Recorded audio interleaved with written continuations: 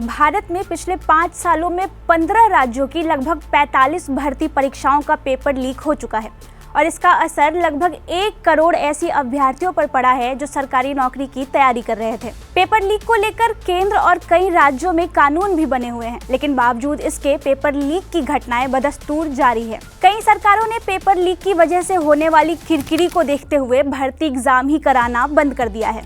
यही एक कारण है कि इस लोकसभा चुनाव में सरकारी भर्तियों में पेपर लीक भी एक बड़ा मुद्दा बना हुआ है। एक तरफ कांग्रेस ने अपनी 5 गारंटी में से एक पेपर लीक पर सख्त कानून बनाने की बात कही है, तो वहीं दूसरी तरफ राजस्थान में पेपर लीक के आरोपियों पर सख्त कार्रवाई कर बीजेपी भी बढ़त लेने में जुटी हुई है। ऐसे में ये जानना जरूरी है कि भारत में पेपर लीक की घटनाएं क्यों नहीं रुक रही है और इस लीक का पूरा सिस्टम कैसे काम करता है। सबसे पहले समझते हैं कि पेपर लीक कैसे बन गया देश का सबसे बड़ा चुनावी मुद्दा। साल 2014 में पहली बार उत्तर प्रदेश में पेपर लीक की खबर सामने आई थी। तब यूपी में CPMT का पेपर लीक हुआ था। इस लीक में उस वक्त अखिलेश यादव सरकार की खूब किरकिरी हुई थी। इसी साल जुलाई में लखनऊ रेलवे भर्ती बोर्ड परीक्षा का पेपर लीक हो गया। इसके ठीक 1 साल बाद बिहार में बोर्ड परीक्षा का पेपर लीक हो गया और इसे बड़ा मुद्दा बनाया गया था। इंडियन एक्सप्रेस ने हाल ही में पेपर लीक को लेकर एक रिपोर्ट जारी की थी, जिसके मुताबिक पिछले 5 साल में 41 पेपर लीक हुए हैं। 2024 के आंकड़ों को जोड़ दिया जाए तो यह संख्या 45 के पास पहुंच चुकी है। राजस्थान और उत्तर प्रदेश में पेपर लीक सियासी मुद्दा भी बन गया है। साल 2023 के चुनाव से पहले राजस्थान में एक रैली के दौरान खुद प्रधानमंत्री नरेंद्र मोदी ने पेपर लीक वालों पर सख्त एक्शन लेने की बात कही थी। पेपर लीक को लेकर झारखंड, राजस्थान सरकार ने विधानसभा में कानून भी पास कराए हैं। हाल ही में केंद्र ने भी पेपर लीक पर कानून बनाया है। अब 3 पॉइंट में समझते हैं कि आखिर पेपर लीक करने वाले ये गिरोह काम कैसे करते हैं। पहला, भर्ती बोर्ड से पेपर निकालना।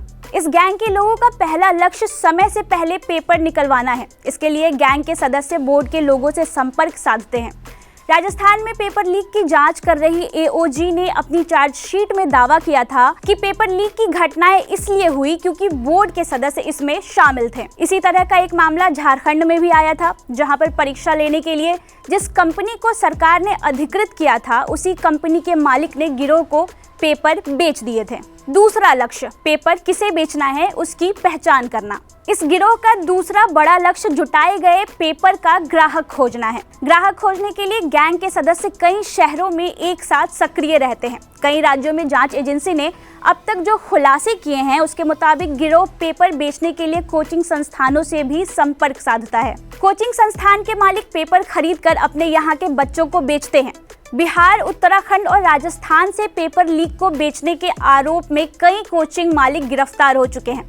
हाल ही में राजस्थान में SI भर्ती मामले में जो पेपर लीक हुए थे, उसमें भी 14 कोचिंग मालिक जांच एजेंसी के रडार में थे। तीसरा, पेपर लीक में हवाला के जरिए होता है पैसे का लेन देन। पेपर लीक गिरोह के लोग पैसे के लेन देन में भी काफी सावधानियां बरतते हैं। जैसे पैसे लेन देन का पूरा काम हवाला के जरिए होता है। बिहार में हाल ही में जांच एजेंसी को इस संदर्भ में बड़ा इनपुट मिला था।